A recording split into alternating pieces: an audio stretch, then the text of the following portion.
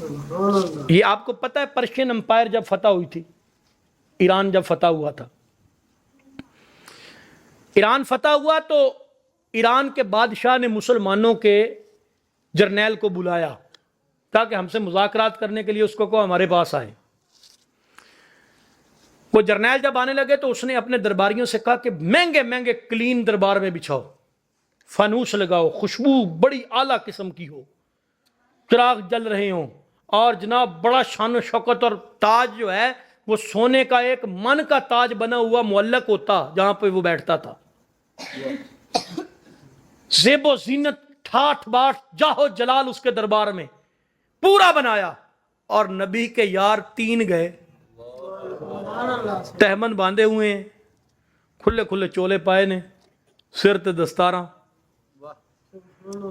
زیرہ تلوار نیام میں، ہاتھ میں نیزہ، درویشوں کی طرح چلے گئے مذاکرات کرنے کے لیے۔ دربار میں داخل ہوئے نا تو دیکھا یہ ٹھاٹھ باٹھ، اچھا یہ ہمیں مروب کرنے کے لیے، ہمیں دنیا دکھا کے ہماری آنکھیں چندیانا چاہتے ہیں۔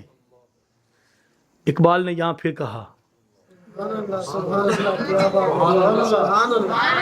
خیرہ نہ کر سکا مجھے جلوائے دانش فرنگ، خیرہ نہ کر سکا مجھے جلوائے دانش فرنگ، کیونکہ سرما تھا میری آنکھ کا خاک مدینہ و نجف۔ دنیا دیکھ کے ہماری آنکھیں چندیا جائیں۔ آج 500 لے کے مسئلہ یوں بھی ہوتا ہے،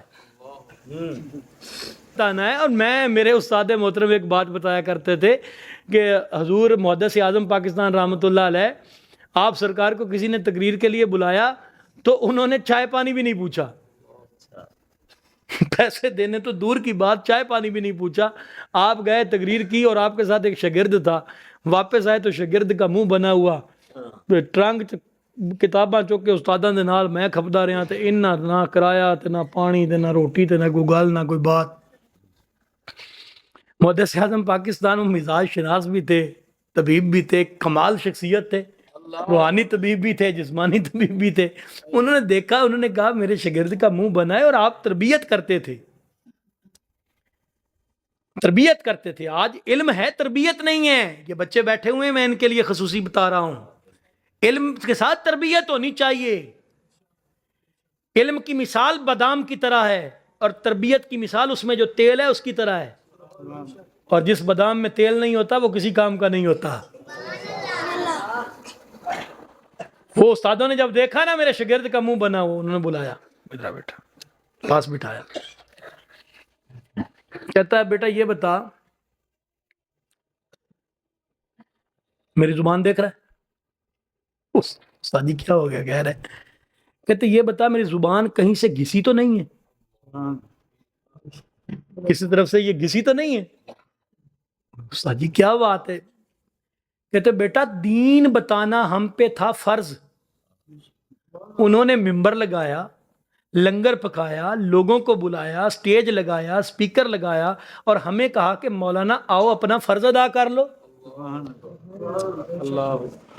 اور ہم اپنا فرض ادا کر کے ان سے کہیں کہ لاؤ جی ہماری فیس دو۔ یہ کبھی نہیں سوچنا بیٹا، اور تیرے نصیب کا رزق کسی کی جیب میں رہنے نہیں لگا، وہ مالک نکال کے تیرے تک پہنچا دے گا۔ بچے کو سمجھایا، دوسرے دن خدا کی قسم وہی بندے، وہ پیسے پکڑے ہوئے خدمت میں حاضر ہوئے، معافی مانگی، حضور مصروفیات کی وجہ سے توجہ نہ دے سکے، یہ لے۔ آپ نے پھر بلایا، فرمایا جب بندہ خدا کا ہو جاتا ہے اور مصطفیٰ کا ہو جاتا ہے تو رزق اس کے پیچھے چل کے یوں آتا ہے۔ یہ دیکھو، تو وہ درویش گئے نا، انہوں نے کہا وہ دربار سجایا ہوا ہے ہمیں چنیانے کے لیے۔ انہوں نے نیزے کو پکڑا ہوا تھا سیدھا اور کر لیا یوں الٹا، الٹا کر کے اس کی نوک سے کلین کو پھاڑنا شروع کر دیا.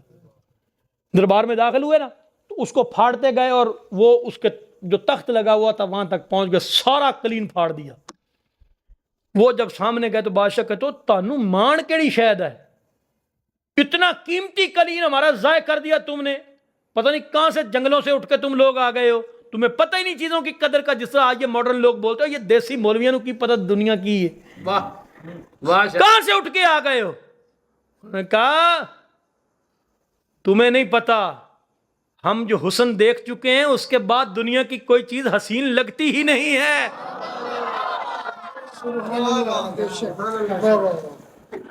تمہیں کیا پتا, ہم نے اللہ کے محبوب کا چہرہ دیکھا ہوا ہے. اب اس کے بعد کہتے ہو تمہاری دنیا میں حسین لگے, یا اب ہمیں حسین نہیں لگے گی. انہوں نے کہا تسی شیواں کی ہو, میری 1,00,000 فوج, تسی 10,000. اپنے جرنیل کو بلا کے کہتے ہو یہ کیا ہے, 10,000 کو کچل کے رکھ دو, تم 1,00,000 ان سے ڈر رہے ہو, یہ 10,000 ہیں. انہوں نے کہا بادشاہ سلامت جان دی پناہ منگا تے گل کواں, کہ آکے بندے نہیں لگ دے, کوئی تو ڈرتے ہی نہیں ہے, نہ موت کی پرواہ, نہ کچھ کھانے پینے کا ان کو فکر, نماز پڑھتے ہیں تو سارے کر رہے ہیں, ان کو فکر موت کی بھی نہیں ہوتی کہ کوئی ہمارے پہ اوپر فوج چڑھ جائے گی. نہ دریاؤں میں گھوڑے ڈال دیتے ہیں, تو جا کے دیکھ تو صحیح میدان جنگ میں ان کا حال کیا ہے. حفیظ جلندری نے کہا تھا نا وہی زیغم جو 1300 برس پہلے دہاڑے تھے, وہی پنجے جو حق نے سینائے باطل میں گاڑے تھے, مجھے ان کو اٹھانا ہے, مجھے ان کو جگانا ہے, پرانی گونج سے غوغائے باطل کو مٹانا ہے. ہاں ان کے جا کے حالات تو دیکھ کیا ہیں. ایک بار, اب یہ واقعہ سے واقعہ نکلتے جا رہے ہیں, اب میں کیا کروں, ذوق بن رہا ہے تو سنا دیتا ہوں, اگر آپ تھک گئے تو پھر بس کر دیتے ہیں. ایک بار نا ادھر یہی جنگ ایران کی ہو رہی تھی بارڈر پہ, تو سیدنا صدیق اکبر نے وہ پہلا لشکر بھیجا تھا. لشکر کم ہو گیا کیونکہ خالد بن ولید کو آرڈر آ گیا پیچھے سے کہ تم یہاں سے شام چلے جاؤ. اور یہ ہمارے نبی کے غلام اور درویش دیکھیں, خدا کی قسم انہوں نے ایک وقت میں 2 سپر پاوروں سے جنگ چھیڑ دی. فوج کتنی ہے ٹوٹل 30,000, 20,000 کو شام کی طرف بھیج دیا اور 10,000 کو ایران کی طرف بھیج دیا. 2 سپر پاوریں ایک وقت میں جنگ, یہ دنیا کی تاریخ میں نہیں ملتا خدا کی قسم. خالد بن ولید کو پیچھے سے آرڈر آیا جناب صدیق اکبر کا, اے خالد یہاں سے آدھی فوج لے اور چل شام نکل جا, شام بہت بڑا مارکا ہونے والا ہے, شام بہت بڑی جنگ ہونے والی ہے. اب چند دنوں میں تو وہاں پہنچ, چند دنوں کے اندر اندر وہاں پہنچ. حضرت خالد بن ولید نے جب خلیفہ کا حکم سنا نا تو انہوں نے کہا جی آپ جانا تو ضرور ہے, رستے میں رہ تو نہیں سکتے.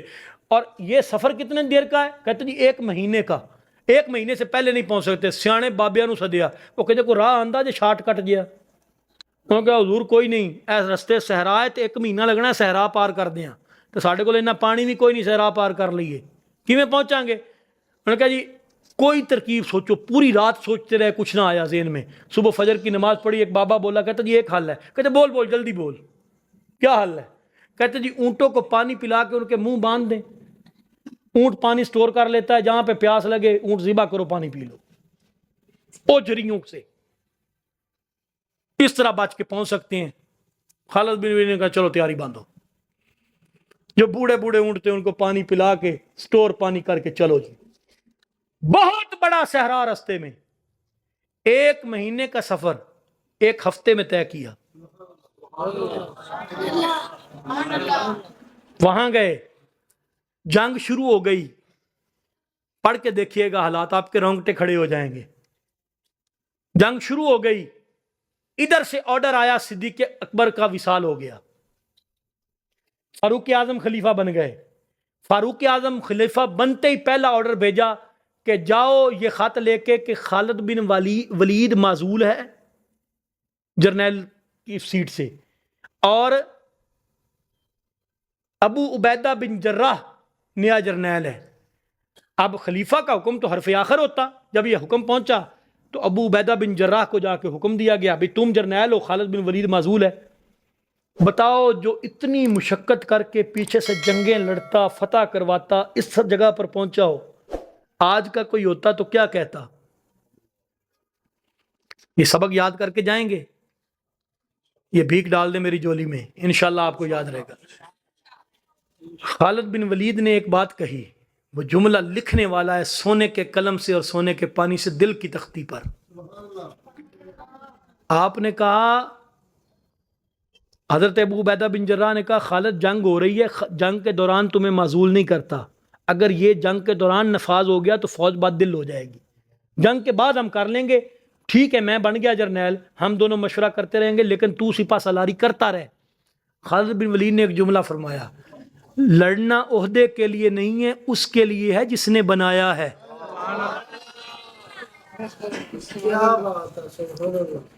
ہم عہدوں کے لیے میدان جنگ میں نہیں آئے، ہم اس کے لیے آئے ہیں جس نے بنایا ہے.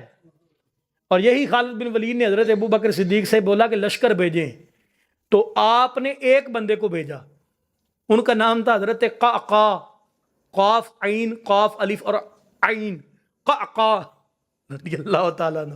ان کو بھیجا نا، جب وہ آئے تو ساری فوج کہنی وہ ایک بندہ آیا ہے مدینیوں. صدیق اکبر نے کہا یہ فوج کا کام کرے گا. اور جنگ جب عروج پہ تھی نا اور مسلمان اس وقت شکست ہونے لگی، تو یہ کا گھوڑے پہ بیٹھا، اس نے کہا ڈو اینڈ ڈائی، کر جاؤ یا مر جاؤ.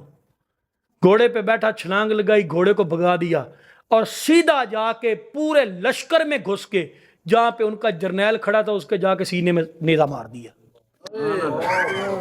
نیزہ مار کے گھوڑا نکال کے دوسری طرف سے لے آیا.